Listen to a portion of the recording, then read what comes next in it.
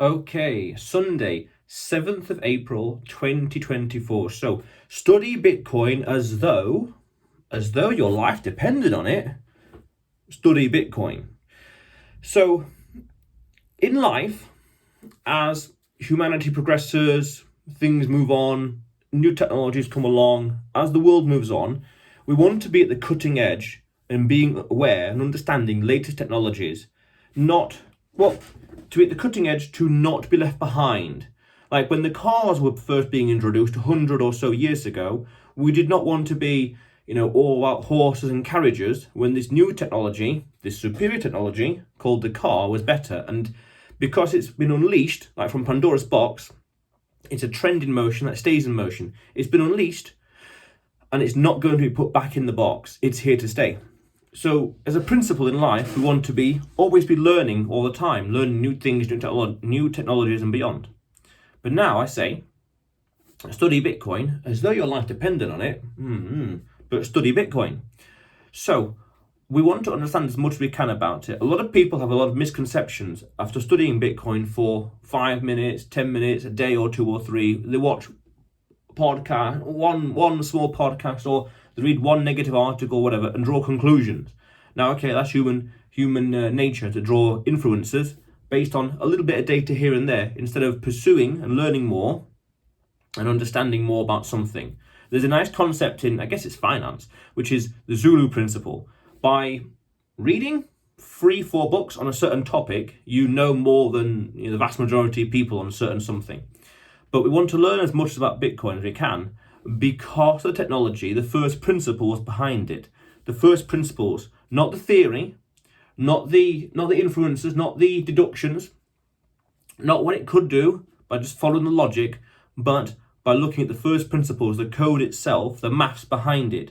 Because otherwise, everything else will be too metaphysical, too philosophical, too much theory, too much speculation. Where's it going to be in 10 years? Well, we don't know, because of life, the future, the world, tides, technology, whatever. But the first principles are fundamental.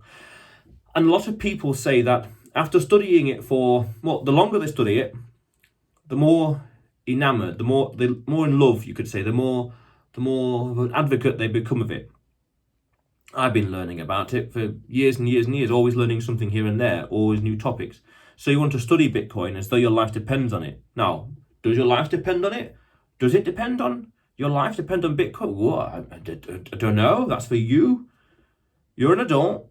That's for you to figure out. That's for you to research and find an answer to. And then comment below what you find. You tell me. But I'm getting you thinking. That's the point. Because when new technologies that come along, they change everything in their own way. The revolution will not be televised. The internet came along, the car comes along, mobile phone comes along, everything comes along, and it changes things behind the scenes. Things happen. When these technologies are unleashed, they hit a critical mass of adoption, awareness, understanding, whatever else, acceptance, tolerance, whatever. That's it. That's the S-curve of adoption. That's the crossing the chasm, the innovators, early adopters, all the way to the laggards. It's inevitable. Technology changes things, and the more people benefit from those technologies and changes, the less likely they are to go back to previous things. So it's worth understanding that this technology is here to stay. It's already hit the critical mass. It hit the critical mass. If you're going to pinpoint the day when, it will be something like the 10th or 11th of January 2024 when the ETF was approved. That gave it governmental, financial, Wall Street legitimacy, permission, in a way. It didn't need that, but having that really did help and was not going to be hurtful. But that's another conversation. That's for a complete different video. Hurtful, that's something else. But this technology is here to stay. The more you understand about it, the better. Not just because, maybe your life depends on it. I don't know. Maybe it does, maybe it doesn't. You tell me. Again, you do the research, you comment below, and tell me what you find. But understand it, because this technology is here to stay. It's happening. The revolution it will not be televised. And in 15 to 30 years from now, we are going to see a complete different world, and Bitcoin itself will play an integral part in that. 30 years from now, especially, well, of course, the longer the time frame, the more drastic things are going to be compared to today. Look at today versus 30, 40, 50, 100 years ago. But we're talking way into the future. This technology is going to change a lot of things from behind the scenes, especially. We don't see, the thing is with the revolution as well, not everyone needs to understand it. Only the critical key decision makers and players need to understand it. The people who are the decision makers here and there behind the scenes in a business or in an enterprise or in an institution, they're the ones that need to understand it. And of course, the regulatory body behind it. Once they understand it and they change something or do something, everyone else tends to go ahead and follow it. So this is what's called Hyperbitcoinization, which I might need to do a video about in the future. So for example, you could say we live in a hyper internal combustion engine-ized world because everything uses the internal combustion engine, all cars, apart from EVs, electric cars, but vast majority of people don't understand how they work, the principles, the concepts, whatever, but that technology is there, okay? We live in a motherboard-ized world, the technology behind computers or microchip world. Not everyone understands the technology, but they understand how to benefit from it. They understand what it does. It creates computers. Or HTTPS. People don't understand that, or generally speaking don't understand it, but they benefit from it and use it all the time in regards to websites and email and whatever else. So people don't need to understand something in order to benefit from it. That's important to understand. But you're watching this video, and again, what does that title say? As though your life depends on it. Maybe it does, maybe it doesn't. I don't know, but that's interesting thought to think about. Now, why life depends on it? What? Basically, when in doubt, zoom out. I've been looking at the chart of US dollar and Mexico peso recently. I had a conversation with a client, and pound and Mexico peso, because I had this idea. I had this interesting realization when I was in Mexico in February 2020.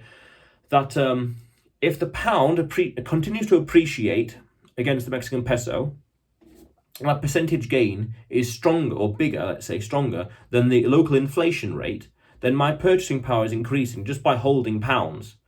Now, interestingly, that trade, that position would have worked in 2019, I guess, in 2020 and 2021, because at that point that was the peak of the market. Since then it's only gone down, and this is in the chart.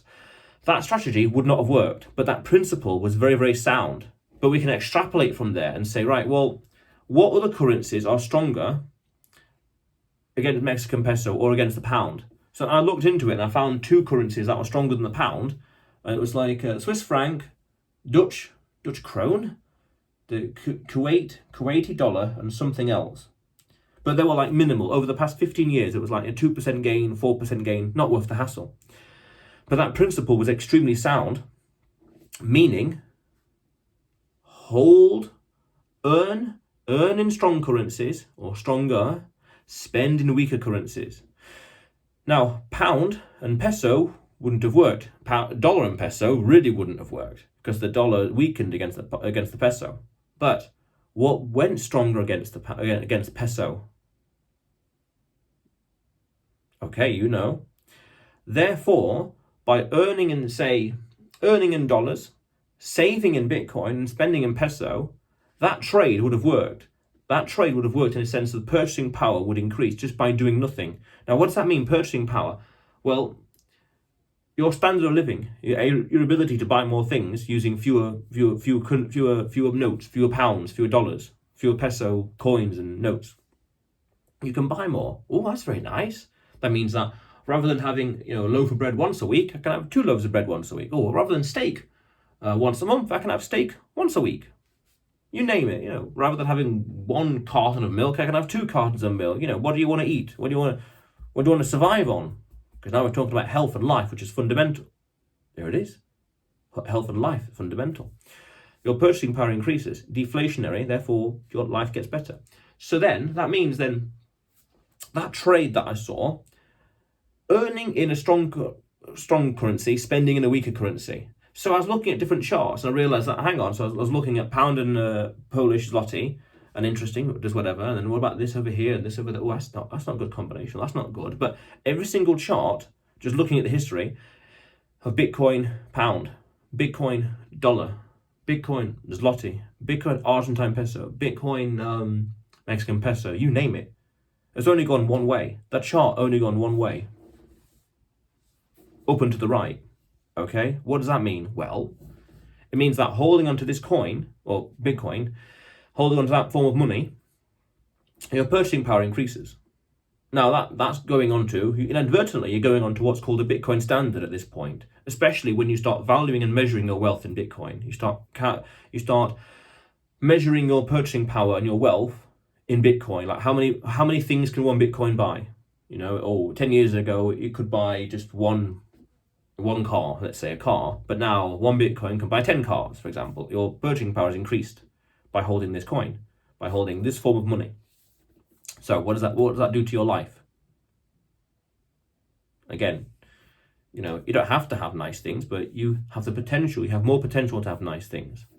Again, how many steaks do you want a week? 1, 2, none, 5, 7?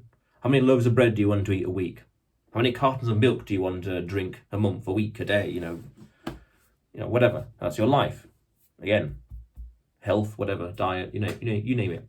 So that meant that we want to earn in a strong currency, spend in a weaker currency. By earning and holding in the stronger currency, our purchasing power increases. But that took time for me to realize.